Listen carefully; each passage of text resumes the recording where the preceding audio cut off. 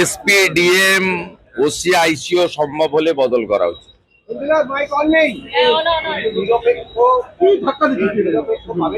যেভাবে না পাচ্ছে, যেভাবে পেয়েছে chief secretary, home secretary, DGP, ADG, law and order, CP Kolkata, সেভাবেই খুঁজে নেবে। মমতা বন্দ্যোপাধ্যায় কাদেরকে সাইড লাইন করে রেখেছিলেন, যোগ্য অফিসারদেরকে, সেই তাদের কাজে লাগানোর দায়িত্ব ইলেকশন কমিশনের।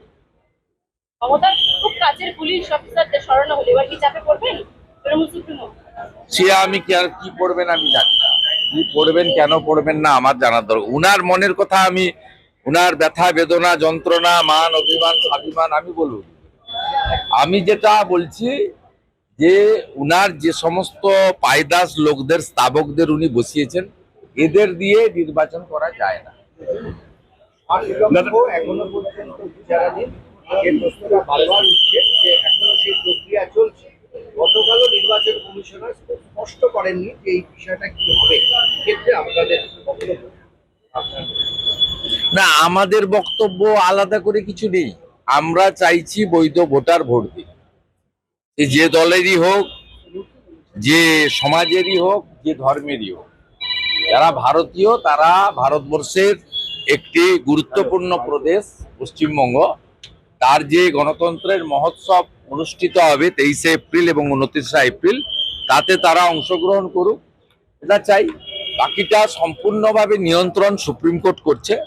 তারা বলেছে সাপ্লিমেন্টারি লিস্টের নাম এসে যাবে, যারা জুডিশিয়াল অফিসার এবং আধিকারিকদের দ্বারা ঝাড়াই বাছাইতে তথ্য প্রমাণ এবং ডকুমেন্টের উপরে যাদের প্রমাণ হবে যা তাদের ভোট থাকা উচিত, তারাই। দাদা, ভোট পরবর্তী হিংসা নিয়ে একাধিকবার 2021 এবং 2024-এ যেরকম আপনারা তুলেছিলেন, মানে পুলিশের বিরুদ্ধে যে ভোট পরবর্তী হিংসা যেভাবে মদত দিয়েছিল, সেক্ষেত্রে নির্বাচন কমিশন এইবারে কারা কারা ছিল সেই সকল পুলিশের কর্তা ব্যক্তিত্বদের নাম চেয়ে পাঠালো। ওদেরকে সরালে শুধু হবে না, ওদেরকে অন্য রাজ্যে পাঠাতে। আর সবচেয়ে আগে যেটা করা দরকার, পুলিশ ওয়েলফেয়ার বোর্ডকে ডিফাঙ্ক করা দরকার। হোম ডিপার্টমেন্টের যে অর্ডার আছে সেই অর্ডারটাকে উইথড্র করে পুলিশ ওয়েলফেয়ার বোর্ডকে কমপ্লিটলি ক্লোজ করে দেওয়া দরকার। আমি খুব খুশি, ইলেকশন কমিশন এক্সটেনশন পাওয়া অফিসারদের নামের তালিকা চেয়েছেন, যাদেরকে অবৈধভাবে এক্সটেনশন দেওয়া হয়েছে।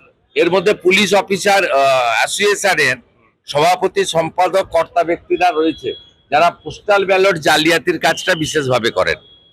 এইটা আমরা দাবি করছি, নিশ্চিতভাবে ইলেকশন কমিশন এটাও দেখবেন।